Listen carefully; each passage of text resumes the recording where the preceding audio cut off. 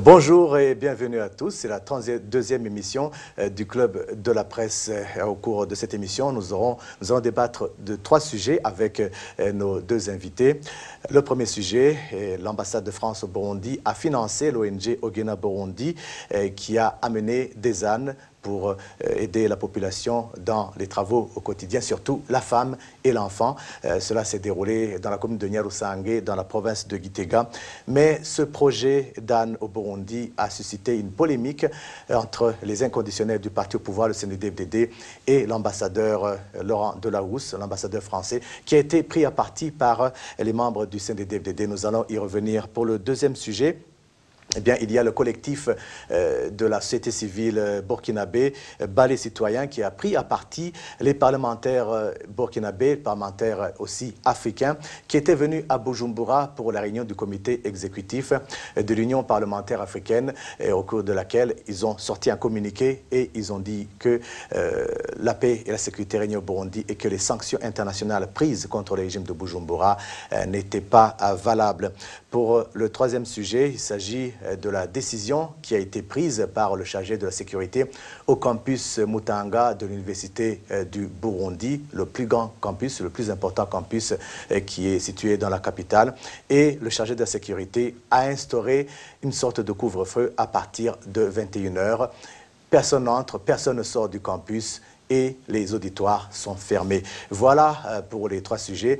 Je vais tout d'abord vous présenter les invités d'aujourd'hui. Nous sommes avec Jean-Marie Ndabashinze, journaliste à la radio Nzamba Agateka Kawe. Bonjour Jean-Marie. Bonjour. Et merci d'avoir accepté l'invitation. C'est moi qui vous remercie.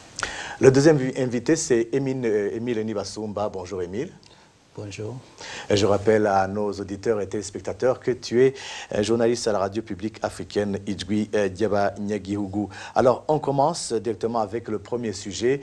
Il y a l'ONG locale Ogena Burundi qui a reçu un financement de la part de l'ambassade de France au Burundi pour l'importation de 10 ânes qu'ils ont fournis à des femmes et des enfants de la commune de Nyarusange dans la province de Gitega.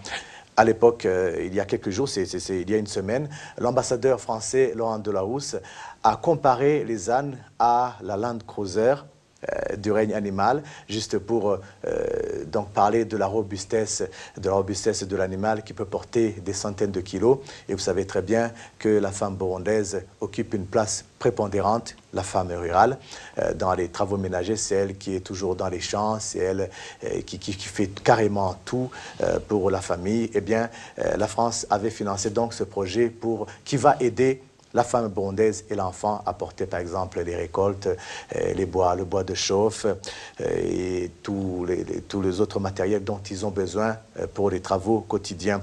Et l'ONG Ogena avait un projet d'amener 1000 têtes d'âne dans 1000 fermes burundaises.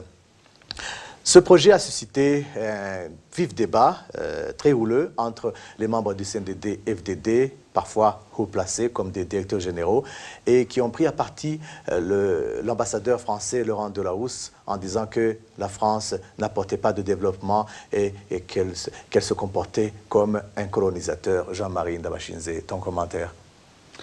Bon, mon commentaire n'est autre que ce qu'on observe depuis pratiquement 3 ans, depuis le début du mandat très contesté de Pierre Nkurunziza d'avril 2015.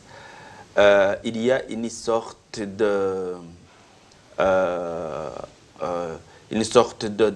façon de vouloir contourner le vrai problème burundais en cherchant des boucs émissaires. Les ânes, les fameux ânes, c'était des... je dirais que ce sont des boucs émissaires. Quand on a attaqué l'ambassadeur de la France, Delahousse, qui a été attaqué par des militants zélés du parti au pouvoir, qui ne sont pas n'importe lesquels. Il s'agit du directeur général de l'Otraco, directeur général de publications de presse burundaise. C'était pour mettre en pratique cette façon mise en place par le pouvoir de montrer que le problème burundais n'est pas le fait de ne pas respecter la loi, de ne pas respecter la constitution, de 2005, mais que le problème burundais, c'est un problème qui vient de ce qu'ils appellent colons, entre guillemets. Parce que on a vu que jusqu'à ce que Cézanne arrive à Nyarusange, dans la commune de Nyarusange, toute la procédure a été suivie. On a vu la lettre, la correspondance du représentant à l'égard de l'ONG qui a Ogena Burundi, qui s'adressait au directeur provincial de l'agriculture à Gitega pour dire que les ânes allaient bientôt arriver à Gitega. Ça, c'était la procédure. Mais il avait auparavant reçu la permission du ministère de l'Agriculture et de l'Élevage. Voilà. Et tout le monde était au courant. Ce qui s'est passé, c'est quoi? C'est quand, par exemple, une haute autorité se réveille et voit à la télé des ânes qui sont dans la population rurale et qui lui dit, mais qu'est-ce qui se passe? Est-ce que vraiment les Burundais ont besoin des ânes? Et il prend son téléphone, il appelle pour dire que ces ânes doivent être mis en quarantaine parce que l'humeur du moment le veut ainsi. Donc, pour me résumer, pour revenir au propos, pour revenir au début de mon intervention, le problème entre l'ambassadeur et ses militants et le système CNDD-FDD, c'est un problème à chercher ailleurs et surtout pas chez les ânes. Émile Nibasumba, est-ce que réellement ce sont ces ânes qui posent problème? Je ne crois pas, hein, parce que ces histoires d'ânes ont commencé à circuler sur les réseaux sociaux et ça a fait le tour du monde. Et c'est à ce moment-là qu'on a entendu les gens dire mais c'est quoi ces histoires des ânes, ces histoires d'ânes au Burundi, et au moment où d'autres pays sont en train de négocier et de faire des lobbying pour diriger la francophonie, par exemple, et vous contentez des ânes. La France offre la francophonie à un pays africain et en même temps elle offre des ânes. Oui. Donc ça a commencé à faire beaucoup de bruit et c'est à ce moment-là où on a constaté que les autorités ont demandé que ces ânes-là soient mis en quarantaine. Je pense que j'espère que la population va retrouver ces ânes. Mais je voulais tout simplement ajouter quelque chose à propos des relations entre la France et le régime de Pierre Nkurunziza, le gouvernement burundais. À mon avis, il ne faut pas que les gens soient dupes. Et les relations entre le gouvernement français et le gouvernement burundais se portent toujours bien. Il y a de bonnes relations entre les deux gouvernements. Et je donne un exemple. Par exemple, dans la récente session au niveau de l'ONU, au Conseil de sécurité, la France, contrairement à la Chine ou à la Russie même a demandé que ces questions, ces affaires burundaises ne soient plus amenées au niveau du Conseil de sécurité parce que ça ne concerne pas la paix et la sécurité internationale et que d'autres instances de l'ONU s'occupent de la problématique burundaise.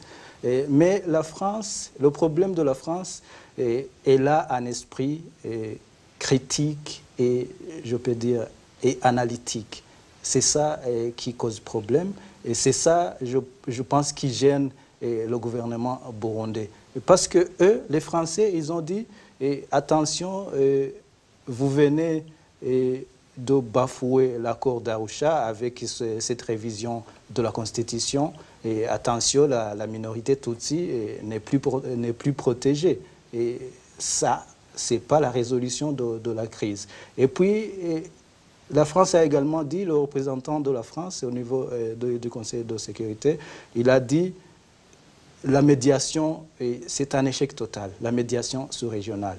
Et il faut que les médias, la société civile, les opposants politiques travaillent sans entrave pour que vous retrouvez la paix au Burundi. Mais il a également signalé que aujourd'hui, la plupart des membres de l'opposition fondent des groupes armés. Il a dit attention, il parlait en fait au gouvernement burundais. Attention, le statu quo ne va pas rester comme ça. Donc, ce n'est pas le long terme. Et à long terme, donc, il va y avoir des problèmes à long terme. Donc, il va y avoir une guerre civile, quoi. Oui, c'est ça. C'est ça, au fait, qu'il voulait dire. Donc, je crois que les Français essaient d'aider, d'une certaine manière, le gouvernement burundais, et même si on analyse les récentes résolutions, la résolution d'envoyer les 228 policiers et la résolution qui avait été proposée par la France, c'était juste pour alléger, parce que c'est moins contraignant que les 3000 hommes que proposait Ban Ki-moon, par exemple. Et c'est également moins contraignante que les 5000 hommes de la Maprobu qui étaient proposés par l'Union africaine. Je crois que le gouvernement français essaie d'aider d'une certaine manière avec un esprit critique et analytique, et je crois que ça gêne le gouvernement burundais. Alors, pour terminer avec ce sujet, Jean-Marie, ce n'est pas la première fois que l'ambassadeur français subit de telles attaques. Il y a eu l'affaire de la haute barrée de l'ambassade. Il y a eu le fameux tweet qui parlait de l'article de Libération qui mettait en lumière en fait l'opacité de l'Institut Mandela qui avait octroyé un prix à Pierre Nkurunziza. Et maintenant, il y a les ânes de la discorde, mais il y a aussi notre parti de l'opposition burundaise et de la société civile qui a toujours accusé la France ces 3 dernières années de soutenir le régime de Bujumbura. Mais ces contradictions, est-ce que ces inconditionnels du régime de Pierre Nkurunziza, est-ce qu'ils ne sont pas en train de faire fausse route finalement? Ils ne sont pas de s'attaquer à leurs amis, quoi. Non, je pense que la façon dont la France aide le gouvernement burundais ne satisfait pas ce gouvernement. Si je m'explique, le gouvernement de Pierre Nkurunziza aimerait que la France se positionne comme le font la Chine et la Russie. La France essaie de le faire d'une façon vraiment diplomatique. Il veut aider, mais n'est pas aussi n'est pas aussi fausser les approches, n'est pas aussi fausser la position de l'Union européenne dans laquelle la France fait partie. Cette diplomatie n'est pas bien perçue, n'est pas bien comprise du côté de Bujumbura. Bujumbura aimerait des choses qui sont pouf comme le font les deux, la Chine et la Russie. Autre chose, là où je ne suis pas d'accord avec mon confrère Émile, c'est de dire que la France soutient ouvertement le gouvernement burundais. Peut-être qu'en 2015, la France ne voyait pas mal que Nkurunziza puisse continuer son 3e mandat, et surtout qu'il disait que c'était son dernier, et que l'accord d'Arusha était toujours respecté, parce que cette fameuse constitution qui a été votée dernièrement n'était pas là, qui vient juste pour enterrer définitivement l'accord d'Arusha.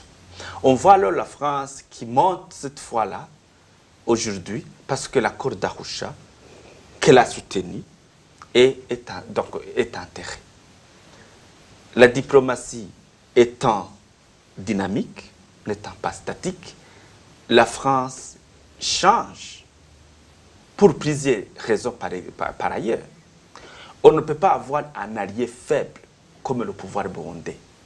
Ce pouvoir qui avait organisé un sommet du COMESA et qui vient d'être annulé à la dernière minute prouve à suffisance que même les pays africains ne respectent plus le pouvoir burundais.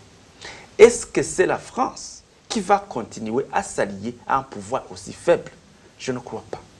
Donc, cet abandon que la France est en train de faire fait que le pouvoir burundais adopte un comportement animal.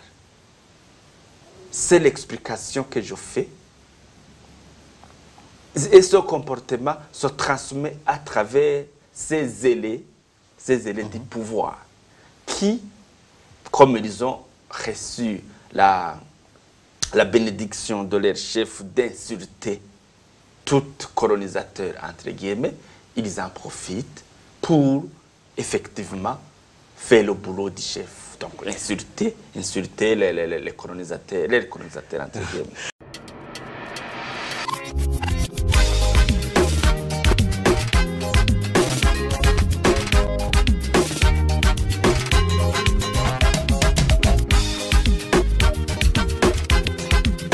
Nous abordons le deuxième sujet. Le collectif de la société civile burkinabé, Balai Citoyen, a pris à partie les parlementaires africains en général et en particulier les parlementaires burkinabés et qui avaient sorti un communiqué dans lequel ils affichaient carrément, clairement leur position en faveur du régime de Bujumbura.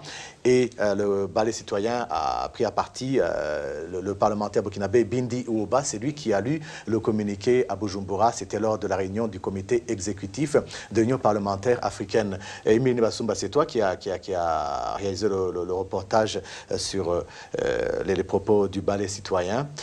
En quelques mots, le Balai Citoyen, qui est-il, qu'est-ce qu'il fait, quelle force il a au Burkina Faso, ce collectif?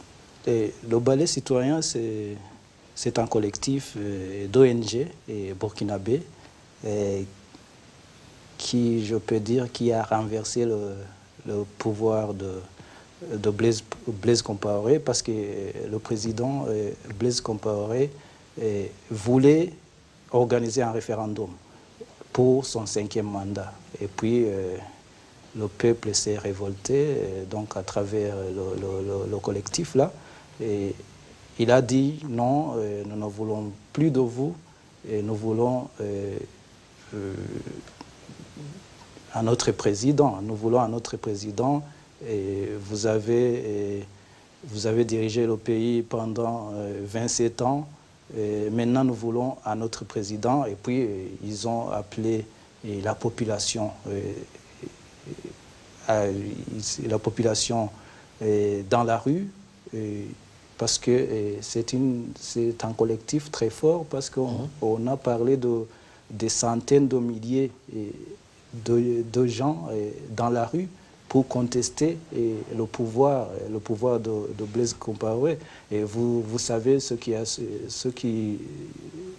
a été fait ensuite. Et c'était un gouvernement de transition dirigé d'ailleurs par Kafando. Et puis, il y a eu encore un coup d'État dans le général Diendéré. Oui, vous voyez, la population a encore une fois résisté. Vous voyez que c'était des manifestations qui étaient toujours organisées par le Balai Citoyen. Oui, c'est le Balai Citoyen. Vous voyez que c'est un collectif très fort. Et d'ailleurs, leur porte-parole, Smoké Bambara, a dit: ces députés-là, ils font n'importe quoi. Et nous ne comprenons pas un député burkinabé qui va soutenir un pouvoir sanguinaire de Bujumbura. C'est incompréhensible. Et d'ailleurs, il faut nous demander notre avis, l'avis du peuple, avant de se prononcer. Et puis, ils ont dit qu'à son retour, et au retour de ces députés-là qui ont représenté le Burkina Faso, ils leur doivent des explications. Parce que là, ils sont, je veux dire, ils sont ils ne jouent pas avec ces histoires-là. Ces Burkinabés, ils disent, c'est comme si nous faisions un pas en arrière, alors qu'auparavant, nous avions fait donc 2 pas en avant. Donc ils disent que leurs députés leur doivent des explications pour avoir soutenu un régime sanguinaire et autoritaire. Donc c'est ça. Oui, Jean-Marie, le ballet citoyen tire sa force de la jeunesse burkinabé. Quelles leçons peuvent-ils donner à la jeunesse burundaise dans le contexte actuel du Burundi? Dans le contexte actuel du Burundi, la jeunesse burundaise doit prendre le devant parce que elle est la première victime de la crise dans laquelle nous traversons. Le pouvoir burundais n'a aucun projet pratiquement pour la jeunesse. Vous voyez, avec l'ère des nouvelles technologies de l'information, avec l'ère des réseaux sociaux, la jeunesse burundaise doit s'intégrer dans le monde actuel pour être compétitive sur le plan international. Nous avons alors un pouvoir qui est en train de s'enfermer, alors que le monde s'ouvre à tout le monde. La jeunesse burundaise doit prendre donc l'exemple de la jeunesse burkinabé pour affronter ce pouvoir qui est en train de bloquer toute une jeunesse. Émile disait tout à l'heure, l'a dit avant moi, ces députés qui ont osé franchir le Rubicon n'ont pas su respecter la personnalité de Michel Kafando. Michel Kafando, c'est une personnalité respectée au Burkina Faso de par ce qu'il a fait, de par qu'il a dirigé une transition qui n'était pas n'importe laquelle. Si ce député parle, je ne sais pas quelle mouche l'avait piqué, ose soutenir un pouvoir que tout le monde vomit, que toute la communauté internationale est en train de vomir, moi je crois qu'il s'agit d'un péché impardonnable pour le peuple burkinabé qui s'est donné corps et âme pour défendre la démocratie. L'histoire du Burkina Faso a une certaine ressemblance à la nôtre, parce que le peuple qui s'est levé pour dire non à Blaise Compaoré, qui voulait se maintenir au pouvoir éternellement, c'est à l'image de nos vaillants citoyens qui se sont levés pour dire non à Pierre Nkurunziza, qu'il n'avait pas droit au 3e mandat, qui malheureusement a été battu dans le sang et qui a pris fuite parce qu'il ne pouvait pas résister face à une armée enragée qui utilisait tous les moyens pour anéantir le peuple. Si le peuple burkinabé a réussi et que le peuple burundais a échoué pour faire sa révolution, le peuple burkinabé a ce que j'appellerais un soutien moral qu'il doit faire au peuple burundais. C'est pourquoi, à mon avis, Ballet citoyen ne pouvait pas soutenir, ne pouvait pas rester indifférent face aux propos du fameux député burkinabé qui était à Bujumbura et qui a osé soutenir un pouvoir sanguinaire comme d'ailleurs la Cour pénale internationale est en train de faire des enquêtes sur ce pouvoir. Ok. Troisième et dernier sujet, le responsable de la sécurité au campus de Mutanga de l'Université nationale, c'est le campus le plus important, il est situé dans la capitale du Burundi. Eh bien, le chargé de sécurité a pris la décision d'instaurer un couvre-feu à partir de 21h. Personne ne sort des enceintes, personne n'entre après 21h et les auditoires sont fermés. Emene Basomba, une telle décision, une telle mesure, est-ce qu'elle est compréhensible? Cette mesure n'est pas bon, ce n'est pas étonnant parce que ce qui se passe dans les campus au Burundi, et donc ça reflète l'image du pays en fait. Et les Imbonerakure qui passent à tabac et d'autres étudiants, des couvre-feux illégaux, c'est en fait ce qui se passe dans le pays. Et au niveau du campus, au niveau des campus universitaires, ça va se passer comme ça, je pense, à moins que le système de gouvernance change. Sinon, je pense que ça va rester comme ça. Vous savez que au niveau des étudiants, les étudiants, par exemple, n'ont pas des représentants élus. Ce sont des représentants mis en place par les autorités rectorales. Donc c'est en fait un désordre, il n'y a pas de contestation. Les contestations, les protestations sont étouffées comme les manifestations contre le troisième mandat ont été étouffées. Et parce que vous savez, même parmi les étudiants, la plupart ont participé à ces manifestations et d'ailleurs la plupart ont fui le pays, ils ne sont plus au Burundi. Alors, ceux qui restent dans les campus, ces étudiants-là, qui font des études, qui font toujours les études là-bas, ils sont malheureusement contraints de s'adapter face à la situation parce que c'est la même situation qui règne dans le pays. Et donc, c'est la même situation qui va, à mon avis, qui va perdurer jusqu'au changement du système de gouvernance. Jean-Marie, avant cette mesure, les Imbonerakure avaient déjà instauré leur propre couvre-feu. À partir de 22h, ils agressaient les étudiants qui rentraient au campus, soi-disant qu'ils rentraient tard à partir de 22h. Et maintenant, la mesure est prise, mais d'après les témoignages que nous avons reçus, cette mesure n'est pas appliquée à tout le monde, surtout aux membres du parti au pouvoir, les Imbonerakure du campus de Mutanga. Est-ce que cette mesure ne risque pas d'envenimer un peu plus la situation? Oui, elle va envenimer une situation qui est déjà envenimée.